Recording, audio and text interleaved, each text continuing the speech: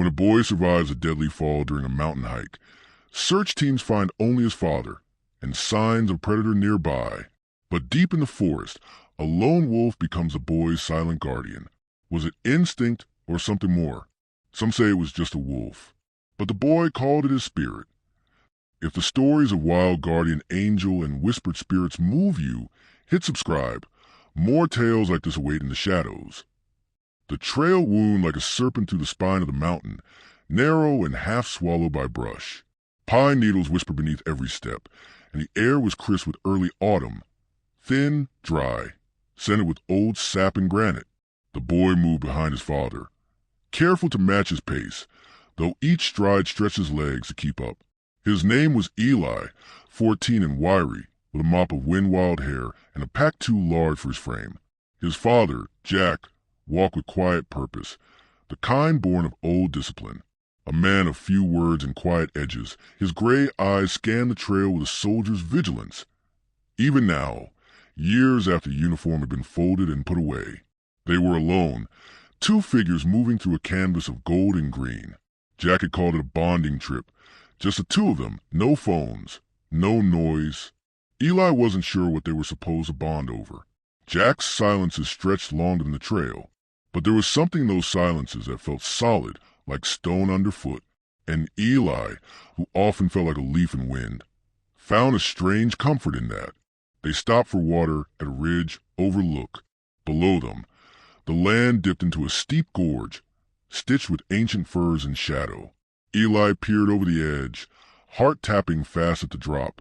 "Careful," Jack said, his voice gravel and restraint. "That fall doesn't forgive." Eli stepped back. "How deep is it?" "Far enough," Jack said, then took a slow sip from his bottle, eyes tracking a hawk as it circled above the canopy. "This place, it teaches you to listen. Everything here speaks." "To what?" "To everything else.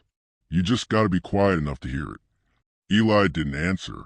He looked back at the drop, then at the hawk.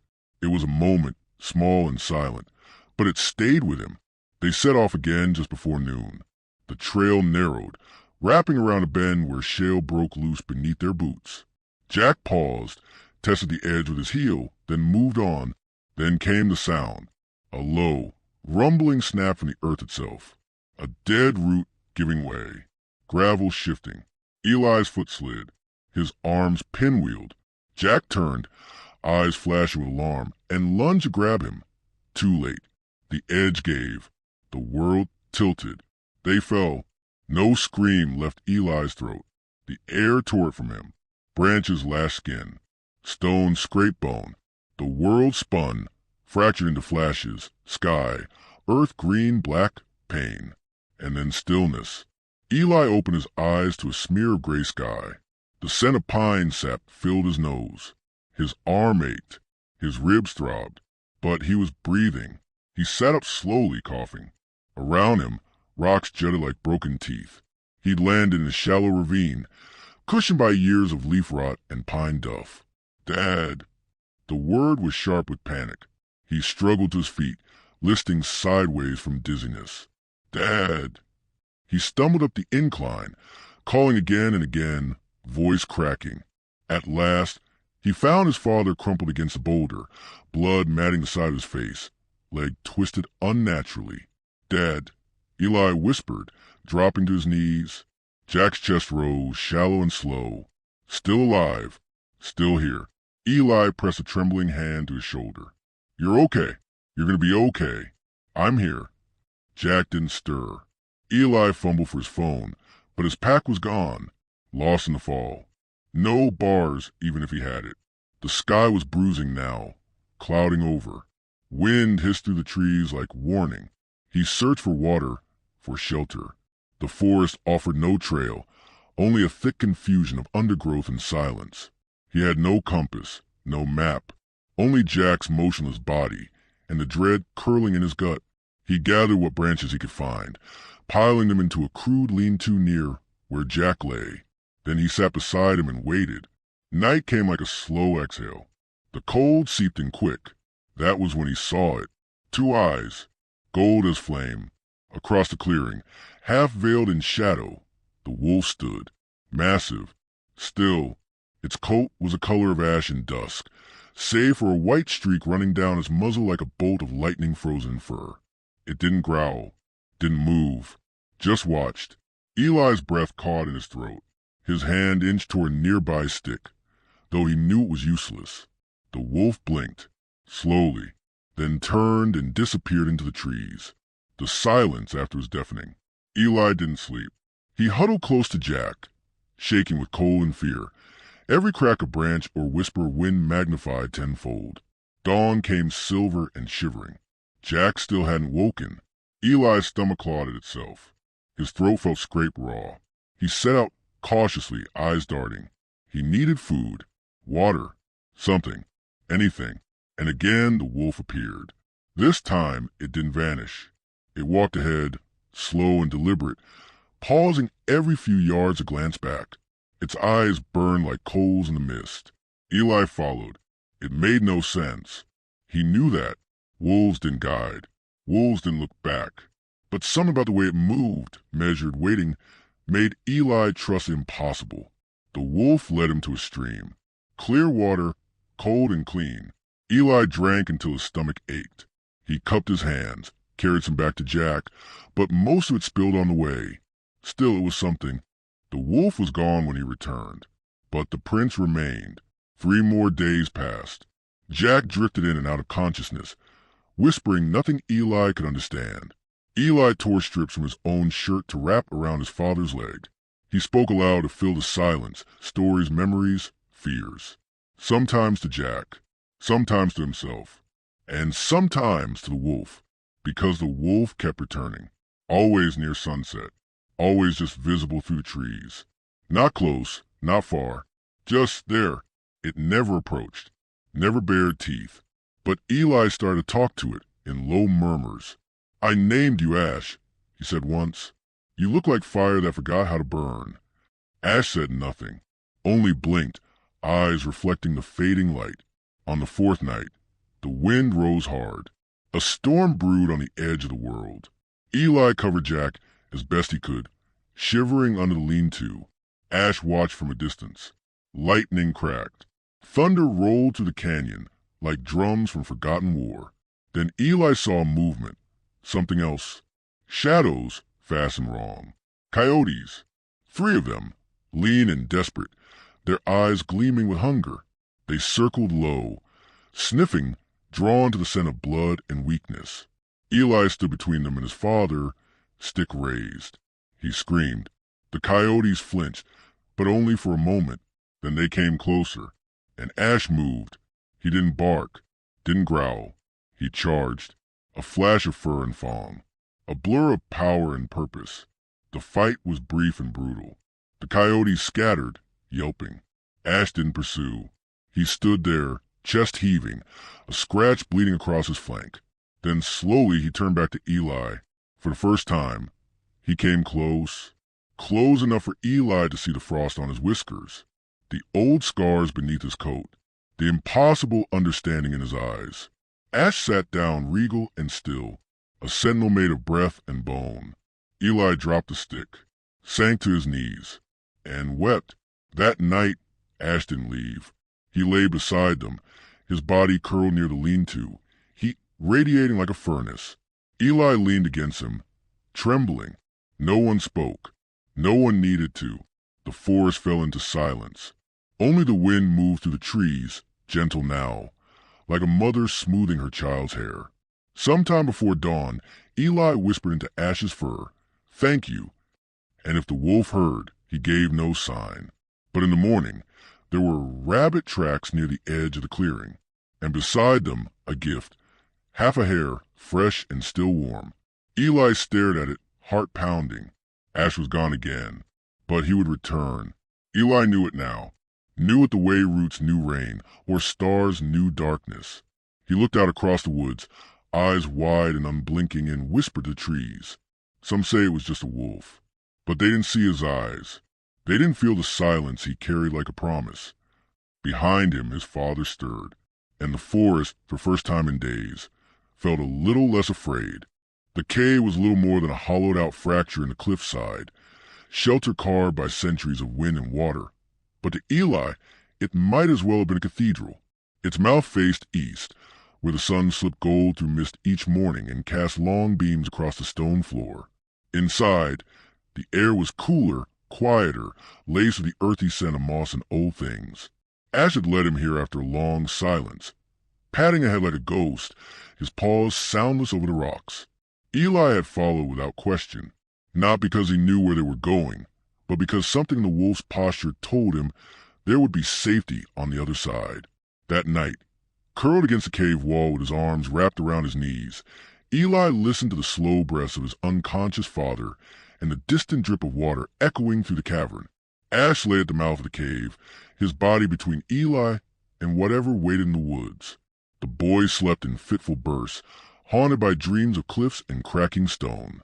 When he woke, it was to the rustle of leaves and the sound of bones snapping. Ash had returned from a hunt. Eli blinked into the light. In front of the wolf lay the broken body of a rabbit, blood still fresh around its throat. The sight twisted something in his stomach. It was raw, primal, real. Ash nudged the rabbit toward him, then stepped back. Eli stared, unmoving. "Is this for me?" No answer, of course. But the wolf waited, amber eyes locked on his. The gesture was unmistakable. He hesitated, then slowly reached forward. The meat was still warm, the fur coarse beneath his fingers. He turned away, gagged once, and forced himself to eat. Hunger overpowered everything else. Afterward he whispered, "Thank you." Ash blinked once, then turned and disappeared into the trees again. Days blurred into a rhythm. Eli scouted for kindling and dry brush while Ash vanished into the wilderness, returning each dusk with something between offering and lesson: berries, a half-eaten grouse, once even a small fish still twitching. It was never enough to feel full, but just enough to keep Eli upright, his limbs still moving. He fed Jack as best he could, dabbing cracked lips with soaked moss, whispering stories as if they could hold his father tethered to the world. Jack didn't respond, but his breathing remained steady, even if shallow. Eli spoke more now, not just to Jack, but to Ash, even when the wolf was gone. "You're not just wild," he said aloud once, watching smoke coil from damp twigs. "You don't act like the ones we read about. You're deliberate, like you know what I need before I do." That night, Ash slept closer. By the sixth day, Eli had stopped flinching when Ash approached. He no longer mistook the twitch of his tail for aggression or the gleam in his eye for threat. There was something steady about him, something ancient, a quiet patience that reminded Eli of old trees, or the way fire settles when it's no longer hungry. He began mimicking the wolf in subtle ways. When Ash tilted his head to sniff the wind, Eli followed. When Ash froze mid-step, muscles tight, Eli learned to still every breath. And when Ash growled low in his throat, once, only once, Eli knew not to ask questions. They moved locations that night. The rescue crews had not returned. No sound of helicopters. No barks of search dogs. No shouting voices. It was as if the world had forgotten them. But Eli had not forgotten how to hope. Each morning, he climbed a nearby boulder and scanned the treetops for signs: smoke, glinting metal, anything. Each evening, he whispered into his father's ear, telling him he was still there, that help would come, that he had a friend now, even if he only wore fur. Ash began to allow more proximity. One evening, after Eli returned from a failed attempt to find dry firewood, he found the wolf waiting by the stream, water running cold around his paws. Eli stepped forward, expecting Ash to move. Instead, the wolf stayed, close enough to touch. Tentatively, Eli reached out, fingers trembling, and brushed the thick fur along his side. It was coarse, damp at the ends, and warm beneath. Ash didn't flinch. "Do you know how strange this is?" Eli whispered, "that I trust you more than most people I've met." Ash turned his head slightly, one golden eye catching the last light of day. Then he walked ahead, slowly, and Eli followed. That night, the dream changed. No longer cliffs and falling. This time, he stood in a wide field, moonlight painting the grass silver. Ahead of him stood a wolf not gray, but white as snow, antlers curling from its head like branches of bone. Its eyes were not yellow, but full of stars. It bowed to him. He woke with tears on his cheeks and the whisper of her brushing his arm. Ash had curled beside him. Eli didn't move. He barely breathed. The warmth of the wolf's body radiated into his own, grounding him in the quiet heartbeat of the cave. For the first time since the fall, he didn't feel hollow. But nature, even in kindness, is not without teeth. On the 8th morning, Eli drank from the stream again, rushing, greedy, and something in the water betrayed him. By midday, his stomach roiled. Nausea clawed at his throat. He doubled over, vomiting bile, shivering despite the sun. He collapsed near the cave's edge, vision swimming. Ash was gone. He lay there for hours, unable to move, fever gripping him. He cried for his father, for his mother miles away. For Ash. The trees swayed above, indifferent. Then, at some point in the dusk, something warm pressed against his side. Ash had returned. He lay down beside him, pressing his thick body against the boy's shivering one. Eli could barely lift his head, but he knew the wolf had brought something, wet leaves, roots. He recognized the sharp smell of crushed pine needles. Ash nosed them gently toward his chest. Eli didn't understand, but he breathed it in, let it settle. The fever broke by morning. He was weak, shaking, but alive. Ash was gone again. Eli tried to thank him the next time he returned, but the words fell short. Instead, he rested his hand briefly on the wolf's neck and held it there. No words could carry what lived in that silence. Across the valley, the first snow began to fall, not heavy but soft, like the sky had grown tender. Far below, unseen by either of them, a search team re-entered the forest. Jack had been found, rescued. The search for Eli had resumed, though the men had little hope. Too many days had passed. Best case, one muttered. He's been taken by animals. A tracker noted wolf prints in the softening mud. Fresh, large. Poor kid never stood a chance. But back in the cave, Eli stood, still gaunt, still pale, but no longer afraid. Ash paced nearby, alert. Eli followed his gaze. Far down the slope, something shifted. A flash of orange. A sound, brief but human. Ash tensed. His muscles coiled like rope. Eli placed a hand on his side. You feel it too, don't you? Ash didn't move, just stared into the trees.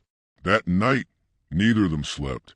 Eli sat beside his father, fingers laced over Jack's unmoving hand, and whispered, They're close. I can feel it. Ash stayed near the cave entrance, still and watchful. The bond between them had changed. What had begun in terror had settled into something sacred. The boy was no longer just a burden in the forest. He was a part of it now. But the forest was shifting.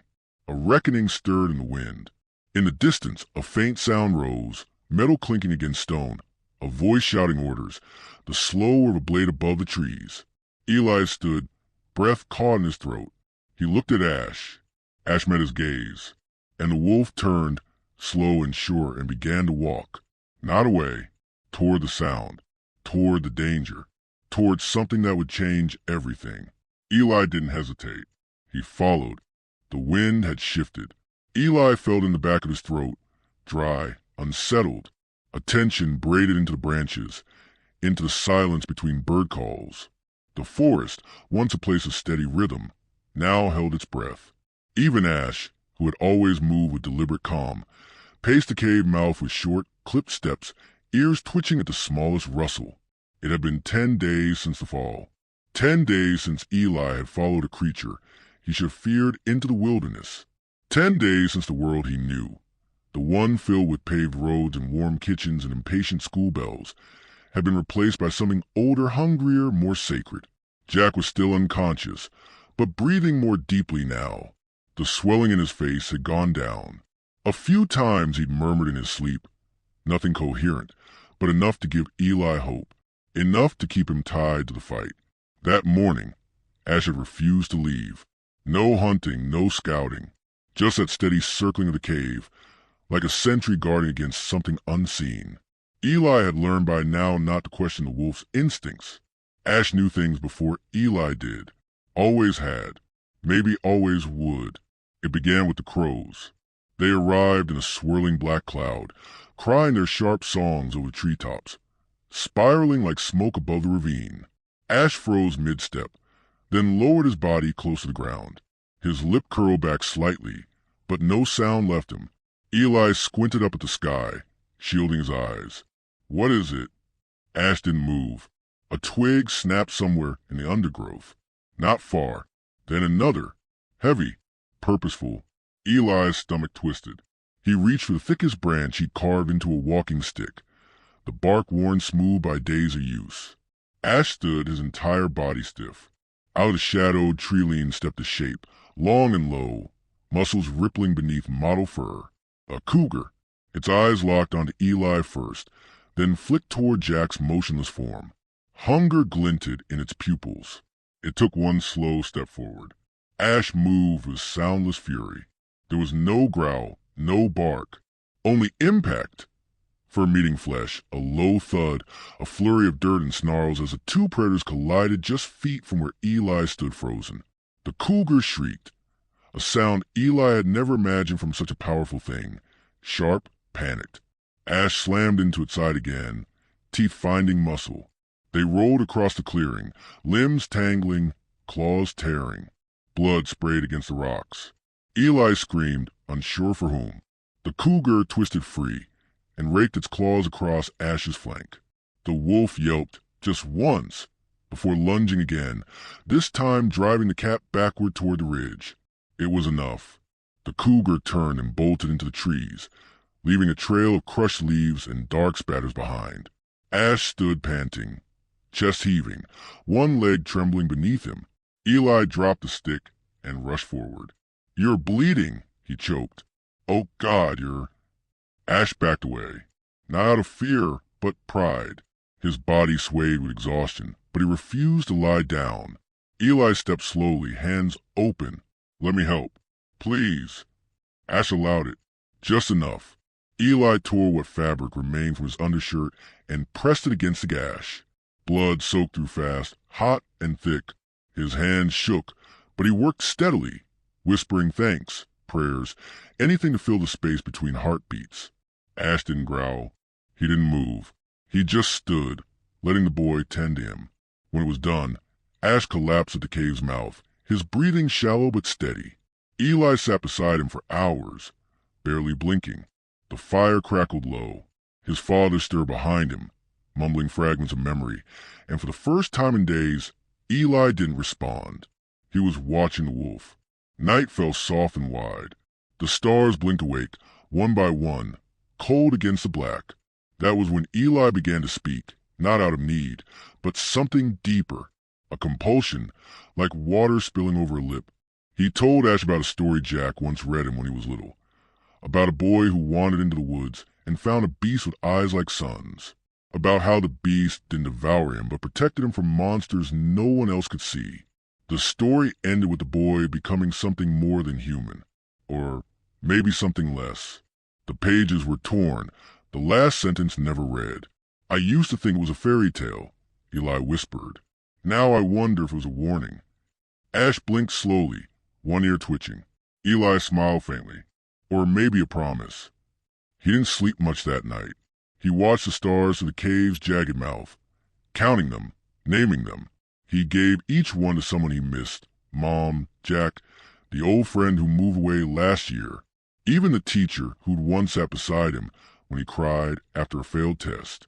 One he named for Ash. Dawn came with frost. The air bit at his skin.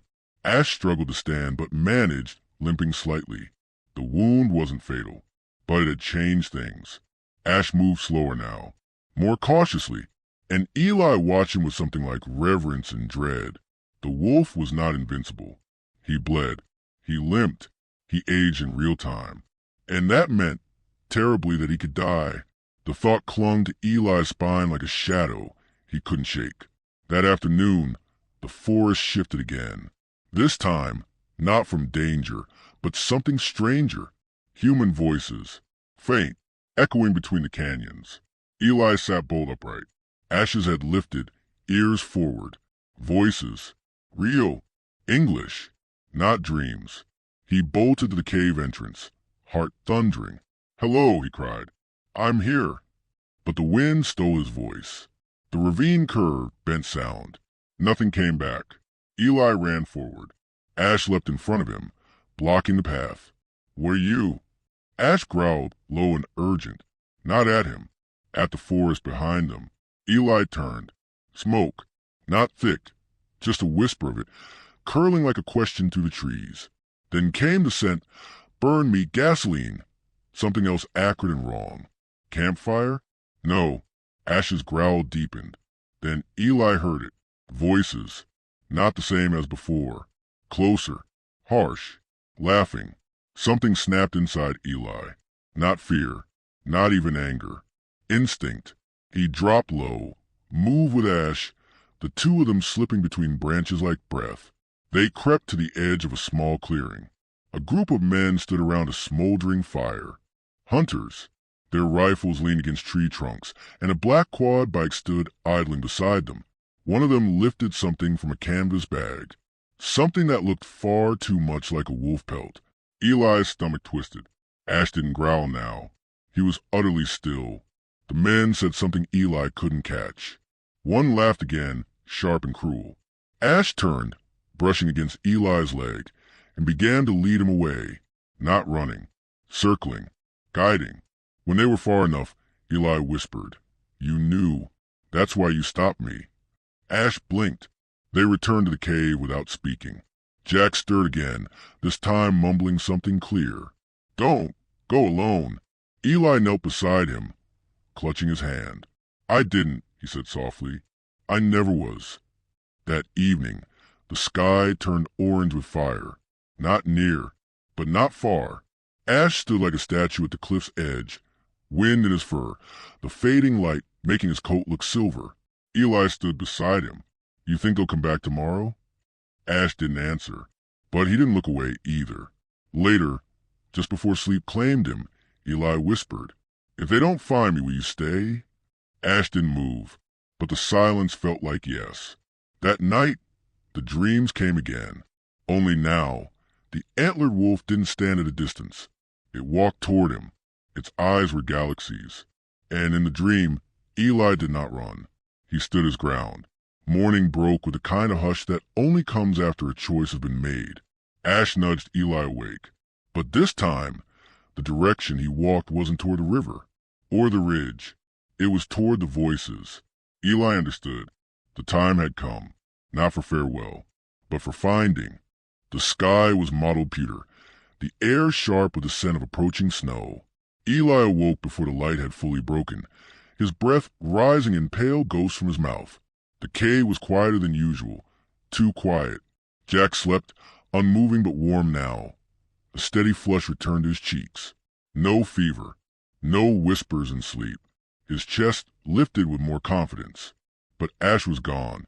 Eli sat up quickly, the blanket of pine needles falling from his shoulders. He stepped to the cave mouth, heart thumping, not with panic, but with a strange intuition that something had shifted. The forest no longer felt like a cocoon. It felt like a threshold. He scanned the slope, the clearing, the trail that cut between the rocks. Nothing. Then came the sound. A rustling, a low snort, the crunch of paw pads on frost-laced leaves. Ash emerged from the shadows, muzzle dusted with dew, amber eyes bright. In his mouth, he carried a strip of cloth, faded orange like the corner of a rescue tent or a signal flag. Eli took a step forward, recognition blooming in his chest like spring through frost. "You found them," he whispered. Ash padded past him, set the cloth down beside Jack's resting form, and turned again toward the trees. He didn't look back. He didn't need to. Eli grabbed his walking stick, slung what little was left in the salvage pack, and stepped forward without hesitation. He placed a kiss on Jack's forehead, whispered, "We're gonna get help," and followed the wolf into the awakening woods. The climb was slow, the terrain rough, but Ash knew the way, not with urgency, but with certainty, like a compass that pointed to something deeper than north. The trees thinned the higher they went, revealing glimpses of the ridge, the gorge below, the snaking river far in the valley. They paused once at a clearing where the wind sang low through dead branches. Ash sat on a stone, watching the trail beyond, his breath even. Eli looked at him. You always knew where I was supposed to be, didn't you? Ash didn't move, but his tail twitched once, just enough. By midday, Eli heard voices again. Clearer now. Check over that ridge. I've got tracks here, could be human. We're not giving up. Not till we find the boy. His throat clenched. Here, he yelled hoarse and loud. I'm here. Silence fell. Then commotion, rustling, movement through brush. Radios clicking on. And then figures. 2 men in red jackets. Bright vests. Mud-streaked boots. One carried a flare, the other a rifle slung loosely over his back. Eli stumbled forward. One of them froze. Oh my God, he muttered. Kid, hey, we've got him. Eli's legs buckled, but strong hands caught him before he hit the ground. A water bottle was shoved into his hands. A satellite radio crackled. Survivor located. Repeat, we've got the boy, he's alive. Everything was moving fast, voices layered, footsteps all around. But Eli turned. Ash stood at the edge of the clearing, just behind a cluster of ferns, half in light, half in shadow. The rescuers hadn't seen him. Wait, Eli said, pushing against the medic's hand. Wait! He led me here. He brought me. One of the men turned, scanning the woods. Who? But Ash had already moved. Not running, not fleeing, just disappearing. One step at a time, like mist being pulled back into the trees. No! Eli breathed. Please, wait. He took a step toward the brush, but someone grabbed his arm. Easy, son. You're safe now. You don't understand, Eli said. He saved me. The man gave him a kind smile. The kind adults give when they don't believe the whole story. Who saved you? Eli hesitated. He looked at the trail, where Ash had been. Nothing now, just a whisper of pine needles and wind. He said quietly, a wolf. The man's smile faded. Hey, Wolf. Eli nodded once. He never left. The medic frowned. You're saying a wolf protected you? For 10 days? Eli didn't answer. He just looked at the cloth Ash had dropped earlier, the faded orange piece of signal tarp. Proof. And the way the rescuers were now carefully threading their way toward the ravine. Toward Jack. In less than an hour, they were reunited. Jack's stretcher was hauled up the ridge, his pulse stronger than they expected. When they lifted Eli into the chopper, his father reached for him weakly. Their hands touched briefly in midair. Nothing dramatic, just contact. Real. Enough. The ride down was a blur. Oxygen. Noise. Tears. Eli didn't speak again until the 3rd day in the hospital, when his mother finally asked, How did you survive out there? He turned his head, eyes steady. I wasn't alone. When he was discharged a week later, the story had already grown legs.